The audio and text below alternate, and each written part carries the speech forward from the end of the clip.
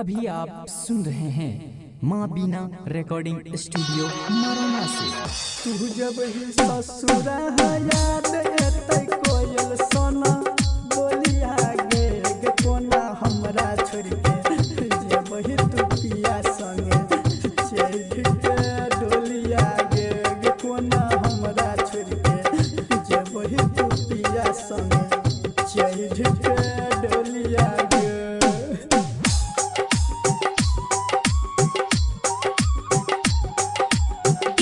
विकास बेतिया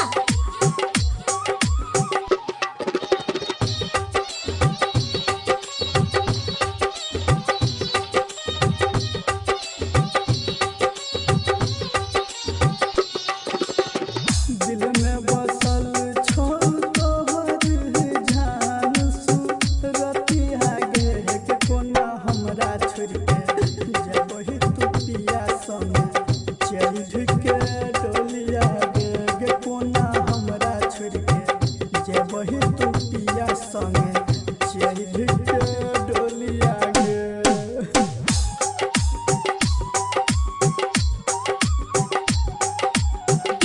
विकास बेतिया अभी आप सुन रहे हैं माँ बीना रिकॉर्डिंग स्टूडियो मरोना से।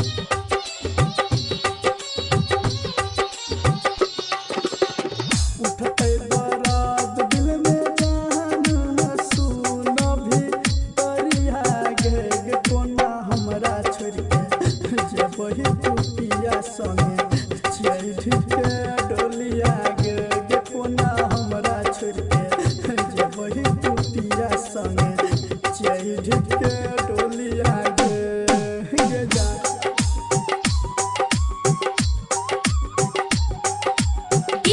विकास बेतिया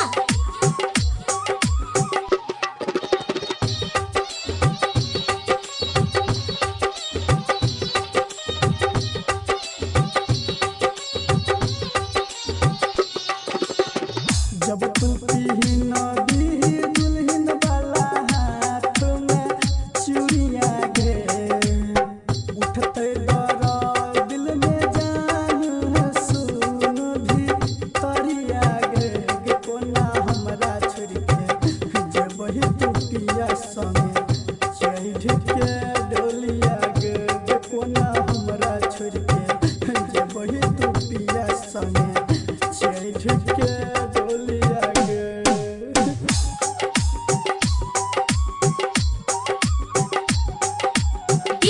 विकास बेतिया अभी आप सुन रहे हैं माँ बीना रिकॉर्डिंग स्टूडियो मरोना से।